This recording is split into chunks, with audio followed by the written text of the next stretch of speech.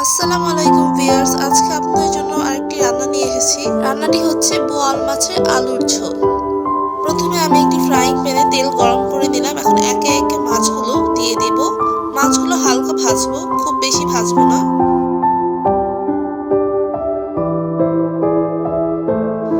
বোয়াল মাছের আলুর ঝোল ভাতের সাথে খেতে কিন্তু বেশ সুস্বাদু।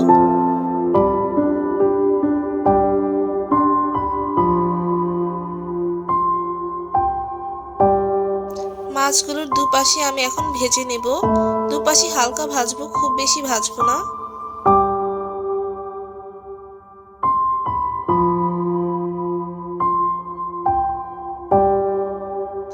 বাঙালি হচ্ছে মাছে ভাতে বাঙালি, তাই মাছ দিয়ে ভাত খাওয়ার স্বাদ বাঙালির কাছে সত্যিই অনন্য।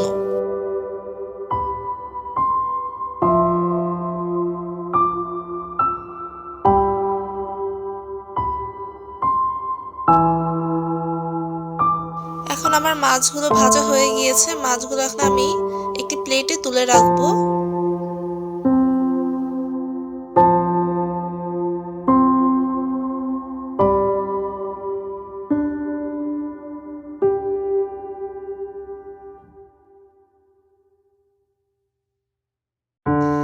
এখন আমি একটি কড়াইতে তেল গরম করে নিব।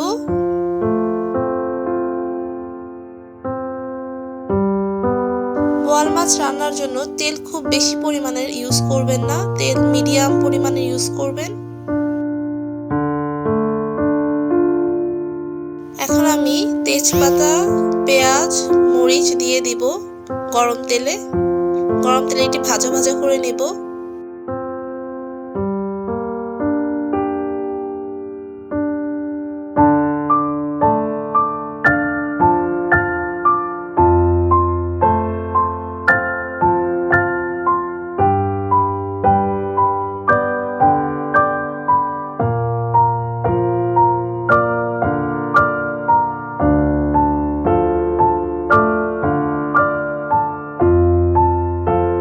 পেঁয়াজ ভাজা ভাজা হয়ে আসলে আমি একে একে সব মশলা দিয়ে দিব।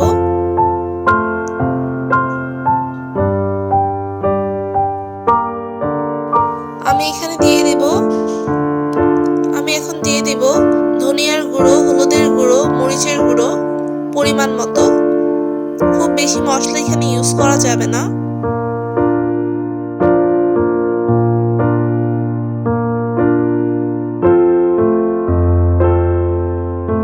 এখন আমি মশলাটি কিছুক্ষণ ভেজে তারপর পানি দিয়ে কষিয়ে নেব।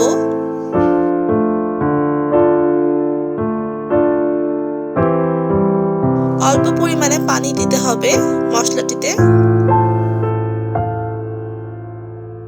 এখন আমি দিয়ে দিব আদা বাটা, রসুন বাটা, গরম মশলা।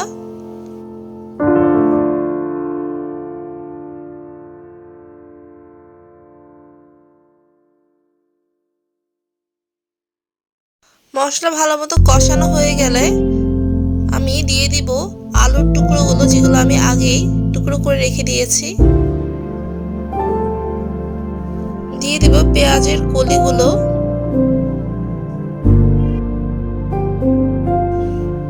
তারপর ভালো মতো নেড়ে চেড়ে আলু আর পেঁয়াজের কলিটাকেও কষিয়ে নেব। লবণ স্বাদ মতো দিয়ে নেবেন। এখন আমি পানি ঢেলে দেব, যে পানিটুকু দিয়ে আমি ভাজা মাছগুলো আবার এখানে রান্না করব।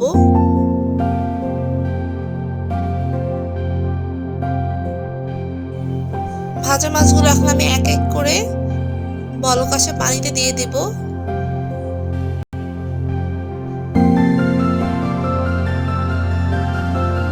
দিয়ে দিব টমেটো কুচি করা এবং ধনিয়া পাতা।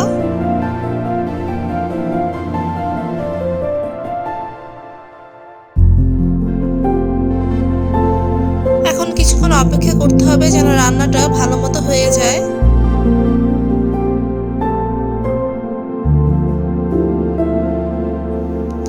আমি এই পর্যায়ে যখন রান্নাটা হয়ে গিয়েছে প্রায়, তখন লেবুর রস দিয়ে দিব যেন রান্নাটা স্মেল খুব ভালো আসে।